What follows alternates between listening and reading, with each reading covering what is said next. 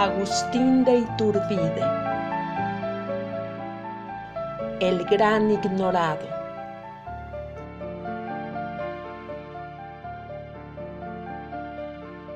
Agustín Cosme Damián de Iturbide y Aramburu nació el 27 de septiembre de 1783 en la ciudad de Valladolid, Michoacán, hoy conocida como Morelia.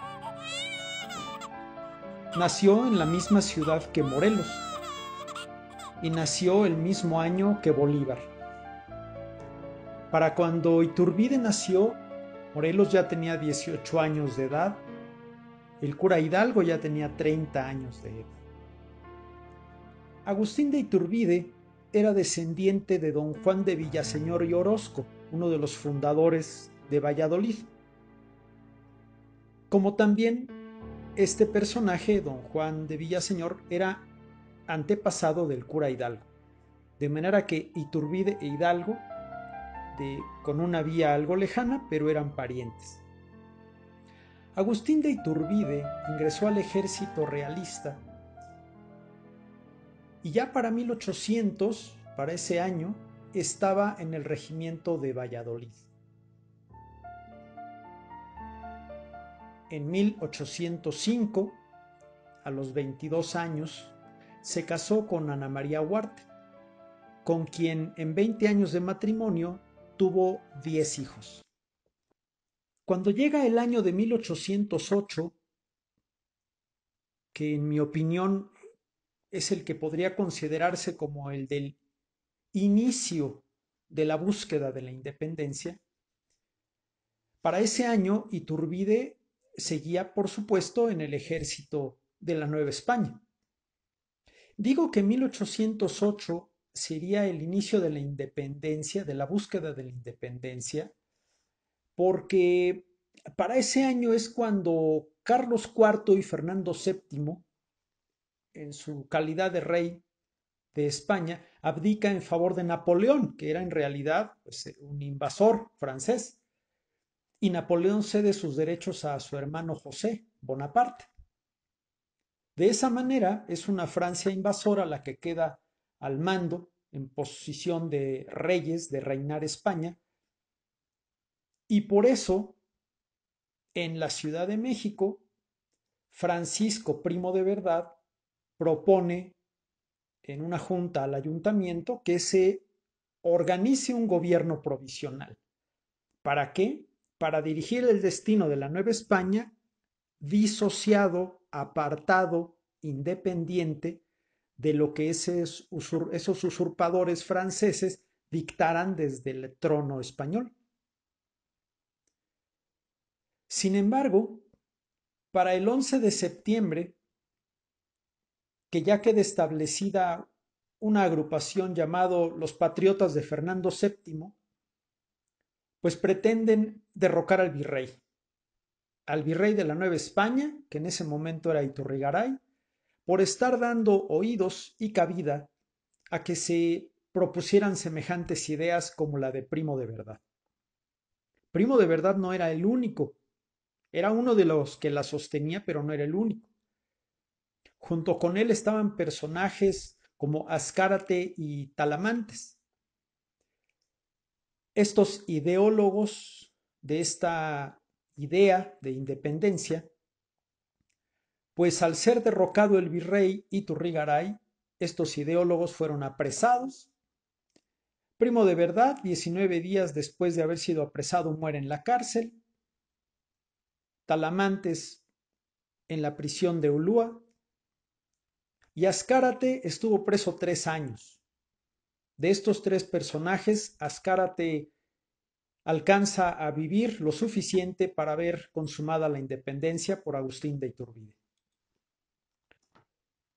Después de este año de 1808, pues suceden eventos donde ya no tiene una efervescencia. Hay una continuación, pero no creció, no llegó a una efervescencia.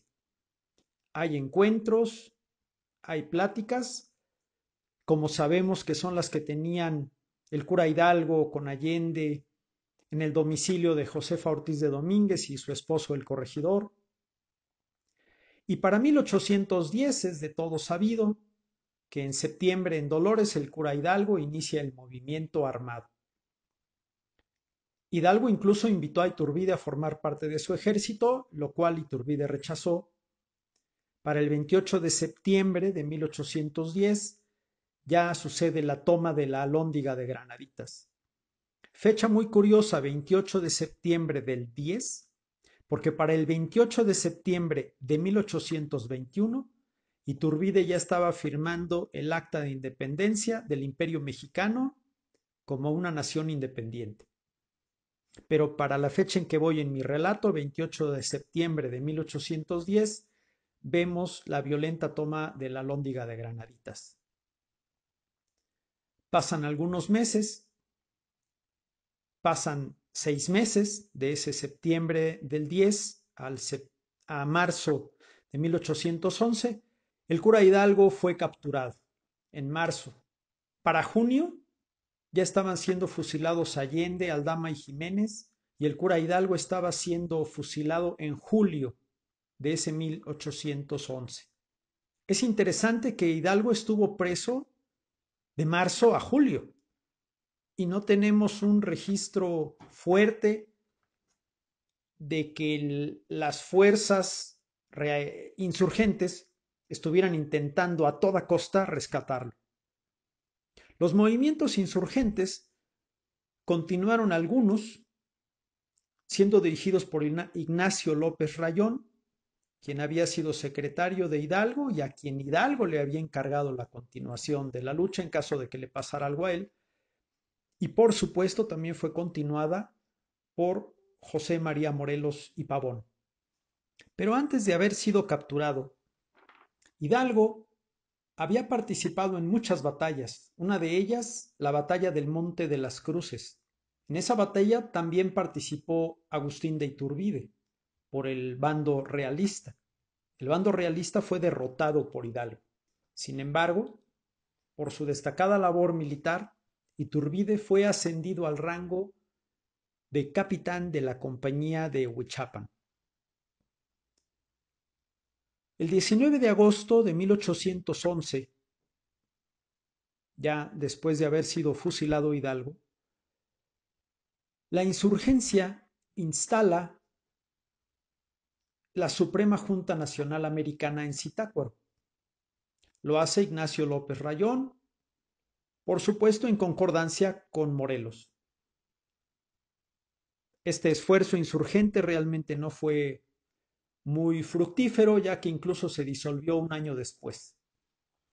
Entre Rayón y Morelos no hubo una gran cooperación militar, a pesar de tener un enemigo común, no actuaron tan de la mano. Cuando Morelos estuvo sitiado en Cuautla, Rayón no fue en su auxilio. Y cuando Rayón estuvo sitiado en Tlalpujahua, Morelos no fue en su auxilio. Iturbide, mientras tanto, continuaba teniendo éxitos contra los insurgentes. Capturó a Albino García, lo que le ganó el grado de teniente coronel.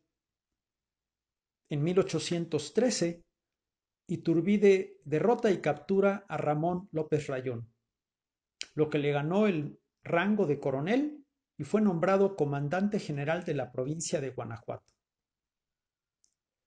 Ese mismo año de 1813 es cuando Leona Vicario, declarada Madre Dulcísima de la Patria, se casó con Andrés Quintana Roo. Ese mismo año de 1813, los insurgentes establecieron el Congreso de Chilpancingo. En él, Morelos leyó los sentimientos de la nación. Se le nombró generalísimo. Ellos emitieron una primera acta de independencia. Participaban Quintana Roo, Ignacio López Rayón, Liceaga, personajes que en esa época estaban con la insurgencia, pero que después del triunfo de Iturbide participarían algunos de ellos en su gabinete. Ese Congreso de Chilpancingo sufrió el asedio realista, por lo tanto tienen que abandonar Chilpancingo se van a Valladolid. En ese lugar hay un encuentro en diciembre de 1813, los días 23 y 24, entre Iturbide y Morelos. Iturbide en su calidad realista de comandante general del Ejército del Norte. Morelos como generalísimo de la insurgencia. En las lomas de Santa María, en lo que hoy es Morelia. De este encuentro salen triunfantes los realistas, comandados por Agustín de Iturbide. Al año siguiente, 1814, es derrotado Matamoros, brazo derecho de Morelos, es capturado y fusilado. En Apatzingán se promulga una constitución, pero también de ahí tienen que escapar los insurgentes y se van hasta Tehuacán, Puebla. Desde Tehuacán, Morelos da instrucciones, pero fueron perseguidos por realistas, no necesariamente por los mismos que los habían derrotado en Valladolid. Otro brazo del ejército realista estaba de ese lado del territorio. Para noviembre de 1815, Morelos fue capturado y en diciembre fue fusilado. Quedaba entonces la insurgencia sin Hidalgo, sin Allende, sin Matamoros, sin Morelos.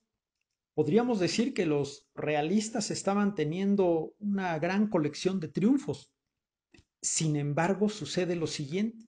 El virrey Calleja destituye al realista Iturbide. ¿Por qué? ¿Para qué quebrar una de las cabezas del ejército realista más exitosa si ya estaban teniendo una gran colección de éxitos los realistas? No habían culminado la obra de aniquilar por completo el impulso insurgente, pero iban coleccionando triunfos. ¿Para qué hacer ese quiebre? Bueno, la respuesta formal es que hubo acusaciones contra Iturbide de malversación de fondos, de abuso de autoridad, y se le retiró el mando. Por lo tanto, tuvo él que pasar a plantear su defensa y además ya sin ostentar ningún mando militar. Curiosamente, ese mismo año de 1816, no solamente fue destituido Iturbide, sino también fue reemplazado el virrey Calleja con uno nuevo de apellido Apodaca. Y Calleja había sido un genial estratega realista. Es curioso entonces que después de haber asestado unos duros golpes a los insurgentes, la estructura realista se diera a sí misma estos mismos golpes que también lo quebraron, lo desorganizaron. Bien, pues para 1817 tenemos por completo a un Iturbide dedicado a la vida civil, año en el que también se le retiraron los cargos. Para abril de 1817 llega Javier Mina con la intención de ayudar a la independencia. Unido a Pedro Moreno, en la zona del Bajío, hacen una gran ofensiva, una gran resistencia. Sin embargo, para finales de ese año del 17, ambos mueren derrotados. En 1818, pues existe y continúa el movimiento insurgente, está repartido por el territorio, pero el principal control lo tienen los realistas. Iturbide sigue en un modo de vida civil y ya está en la Ciudad de México. Podríamos decir entonces que hay un relativo control de parte de los realistas y que estaba más o menos calmado todo el asunto, aunque, insisto, había impulsos de resistencia que seguían luchando por esa independencia. Pero viene ahora un golpe de fuera. En 1820, en España, ya se decreta una constitución liberal que afecta muchos intereses de gente aquí en la Nueva España. Y sucede algo muy interesante. El mismo personaje que se llama en apellido Bataller, que fue el que dejó sin cargos a Iturbide, Bataller fue el que hizo la sentencia contra Morelos, juzgándolo por insurgente. Pues ahora el mismo Bataller invita a Agustín de Iturbide a una junta secreta en la Profesa para que comande una nueva insurgencia. Este hombre bataller ha pasado por la historia bastante oculto, pero movía unos hilos muy trascendentes. En esa reunión de la profesa se le ofrece a Iturbide que lleve ahora el mando de una nueva ofensiva para buscar la independencia. Pero de primera instancia deberá pasar por realista, nuevamente por realista. Ya decía yo que ahora había unos nuevos intereses, sí, porque la gente que siguió a Hidalgo y Allende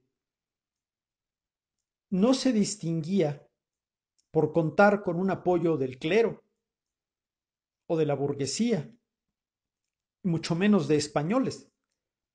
Ahora que la Constitución liberal declarada en España sí tocaba intereses del clero, de españoles y de la burguesía, pues ahora estos grupos estaban dispuestos a apoyar a esta nueva idea que iba a dirigir ni más ni menos que Agustín de Iturbide. Se dio a finales de 1820 la renuncia de Gabriel de Armijo, que era el realista encargado de apaciguar la zona de la sierra donde estaba Guerrero como principal insurgente. Sale de la jugada militar Gabriel de Armijo y se coloca en el cargo de comandante general del Ejército del Sur realista en noviembre de 1820 a Agustín de Iturbide. De esa manera, Agustín de Iturbide se dirige a la zona donde presentaba resistencia Guerrero y pasa lo siguiente. Al estarse enfrentando en enero-febrero de 1821 Vicente Guerrero, insurgente, contra Agustín de Iturbide, realista, hay encuentros armados, pero hay intercambio de cartas. Hay comunicación, acuerdan una reunión y para el 10 de febrero hay un encuentro que muchas publicaciones sitúan en el día 10 de febrero bajo el título de Abrazo de Acatempan. Otros le ponen el nombre de Abrazo en Teloloapan. Incluso algunas versiones afirman que no hubo abrazo y ni siquiera hubo encuentro. Tarde o temprano se encontraron Agustín de Iturbide y Vicente Guerrero, eso es innegable. Lo importante aquí a destacar es un giro espiral de muchas vueltas que valdría la pena en otra ocasión revisar con muchísimo detenimiento. Estos giros consisten en lo siguiente. Agustín de Iturbide, realista, acuerda con Vicente Guerrero, insurgente, unirse, de manera que Iturbide le estaría dando la espalda por completo a los objetivos realistas. Agustín de Iturbide pasaría a tener el ímpetu y buscar el objetivo insurgente. Primer giro. Segundo giro. Los insurgentes reconocerían en Iturbide no solamente a un hermano de armas, sino además como su jefe superior. Toda esta ola no solamente fue que Iturbide se le volteara al virrey, también fue que la ola insurgente colocara a Iturbide a la cabeza de su objetivo, del camino a seguir. El director militar de los insurgentes a partir de ese momento sería Agustín de Iturbide. Es de entender el enojo, la reacción del virrey, que incluso lo pone fuera de la ley. Necesitamos entender también por qué los insurgentes lo aceptan como su jefe superior. No se autoproclamó jefe de los insurgentes lo aceptaron como tal. Iturbide, el 24 de febrero de 1821, promulga el Plan de Iguala, en donde buscará, por supuesto, la independencia de la Nueva España. Se imprime y se distribuye, y lo da a conocer a todos. Mandos militares, lo manda al rey, al virrey, a las autoridades de las provincias, a todo el mundo le revela cuál es su plan. Quedó en ese momento decretado fuera de la ley. Y tristemente no sería la única vez que lo decretan fuera de la ley. Más adelante, el Congreso mexicano también lo haría. Para marzo de 1821, Vicente Guerrero reconoce por escrito a Iturbide como su jefe. Y después de él, o junto con él, Muchos otros personajes también se adhieren al Plan de Iguala, un exitoso plan que llevó a México a consumar su independencia, parte de la genialidad de Agustín de Iturbide. Entre algunos de los que se adhirieron al Plan de Iguala, tenemos a Guadalupe Victoria, a los hermanos Rayón, Rafael, Ramón, Ignacio, a los hermanos que eran conocidos con el apodo de los Pachones, José Joaquín Herrera, Santa Anna, Nicolás Bravo, Andrés Quintana Roo. Ya decía yo antes, personas que después terminaron incluso en el gabinete del emperador Agustín I. La ruta que siguió Iturbide, después de estas adhesiones y de la promulgación del Plan de Iguala, recorrió Acámbaro, Salvatierra, León, Silao, Valladolid, San Juan del Río, donde se entrevistó con Guadalupe Victoria, Querétaro, Cuernavaca, Cholula, Puebla. Para entonces, los españoles, que estaban viendo que era un fracaso el manejo de la ofensiva realista por parte del virrey Apodaca, lo derrocan y queda entonces a cargo Novella, apellido del que entonces continuaría al mando de las fuerzas militares realistas. Él estaba en la Ciudad de México y los trigarantes, que así se llama el ejército que formó Agustín de Iturbide, bajo la bandera trigarante, que era verde, blanco y rojo, el blanco de la religión, el verde de la independencia y el rojo de la unión. Ese ejército trigarante con la bandera trigarante tiene circundada la Ciudad de México por los puntos de Tepeyac, Tacuba, Tacubaya, Mixcoac, Coyoacán. Para el 30 de julio de 1821 llega el nuevo gobernante de la Nueva España. Ya para entonces el título no era de virrey, sino de capitán general. Llega O'Donoghue e Iturbide, que estaba en Puebla, le manda cartas para citarse con él. La cita sería en Córdoba, Veracruz. De este encuentro en Córdoba, Veracruz, donde están a la mesa Agustín de Iturbide como jefe del ejército trigarante y O'Donoghue como capitán general de la Nueva España, acuerdan, hablan, y del documento que logran, el punto número 1 reconoce la independencia de la Nueva España. El punto número 17 reconoce como único y último obstáculo la situación de Novella en la Ciudad de México. En esa reunión se acuñó la frase por parte de Iturbide que dice: supuesta la buena fe y armonía con la que nos conducimos en este negocio, creo será muy fácil cosa que desatemos el nudo sin romperlo. Vaya lección. Desatar el nudo sin romperlo. Cómo me gustaría que fuera una frase que los mexicanos frecuentemente tuviéramos en cuenta al momento de dirimir diferencias. De esa reunión donde se emitieron los tratados de Córdoba y se reconoce la independencia de la Nueva España, entre otros puntos, continúan los triunfos trigarantes para llegar al día 27 de septiembre con la entrada triunfal del ejército trigarante al centro de la Ciudad de México y al día siguiente, 28 de septiembre, la firma del Acta de Independencia, donde, como ya mencionaba yo al inicio, Azcárate es uno de los firmantes. Agustín de Iturbide entró triunfante a la Ciudad de México a la edad de 38 años. Era el día de su cumpleaños. ¿Pueden ustedes imaginarse a un joven de 38 años dirigiendo un ejército que triunfa para conseguir la consumación de la independencia de una nación? De ese tamaño es el genio del joven Agustín de Iturbide. En esas fechas septembrinas donde se consuma la independencia, expresó Agustín de Iturbide: ya sabéis el modo de ser libres. A vosotros toca señalar el de ser felices. De tiempo en tiempo, haced una memoria de vuestro amigo Iturbide. A título personal, por este personaje, agradezco la oportunidad de hacer esta exposición.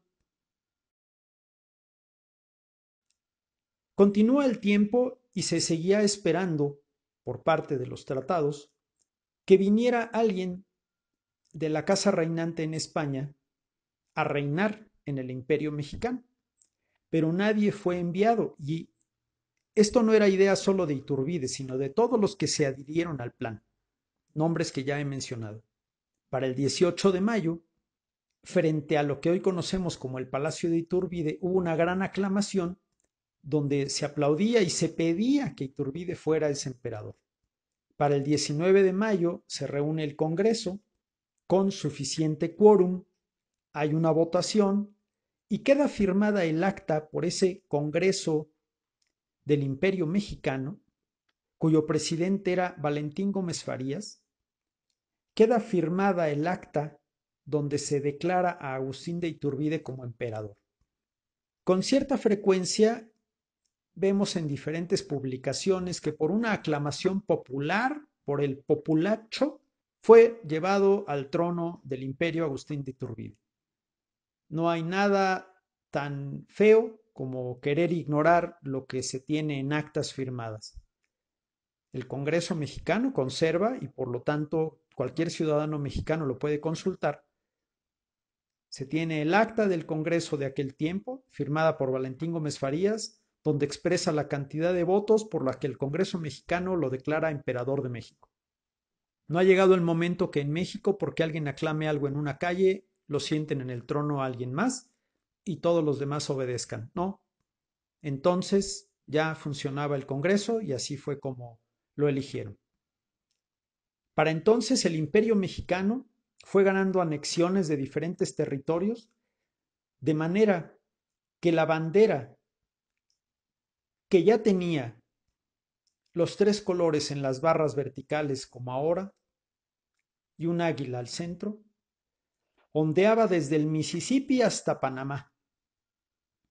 Y el Imperio Mexicano era el tercer estado más grande del planeta, solamente después del Imperio Ruso y el Imperio Chino. En extensión, el Imperio Mexicano era el tercero más grande del mundo. No es aquí el lugar para explicar después cómo México pierde más de la mitad de su territorio. Solamente diré que una vez ya establecido el Imperio Mexicano con un emperador en el trono, empieza a haber hostilidades de parte del Congreso hacia el emperador. Con solicitud de ciertas provincias, el emperador disuelve ese Congreso.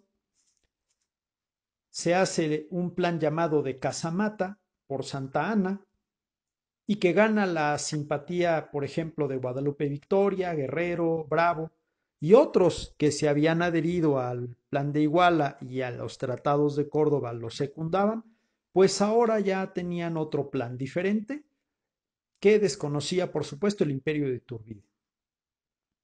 Por diferentes presiones se da la restitución del Congreso, pero termina abdicando Agustín de Iturbide el 19 de marzo de 1823.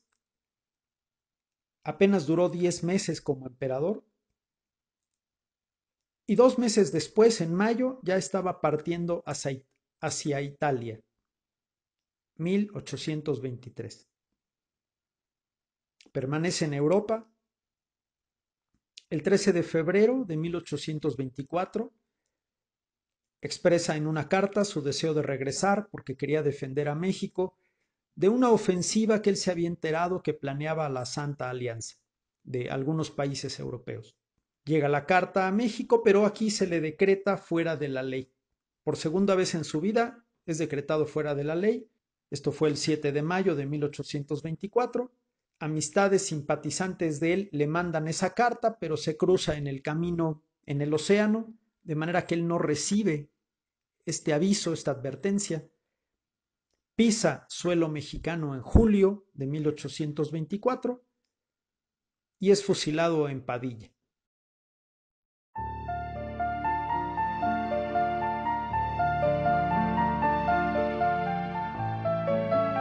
Fue enterrado con el hábito franciscano. Años después, sus restos son trasladados de Tamaulipas a la Ciudad de México y queda en la capilla de San Felipe de Jesús en la catedral, donde una placa dice: Agustín de Iturbide, autor de la independencia mexicana, compatriota llóralo, pasajero admíralo, Este monumento guarda las cenizas de un héroe. Su alma descansa en el seno de Dios.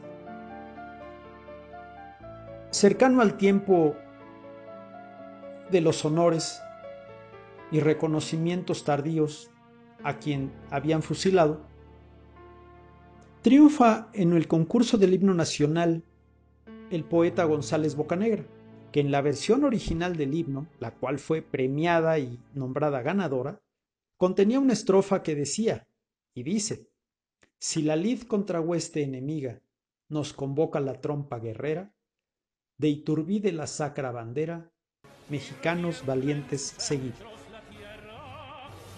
Son muchas cosas las que pueden platicarse de Agustín de Iturbide.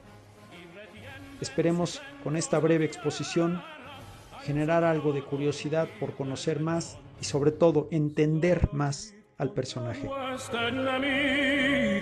Nos convoca la tropa guerrera, de Iturbide la sacra bandera, mexicanos valientes seguid. Y a los fieles bridones les sirvan las vencidas enseñas de alfombra, los laureles del triunfo de ensombra. Los invitamos a suscribirse al canal.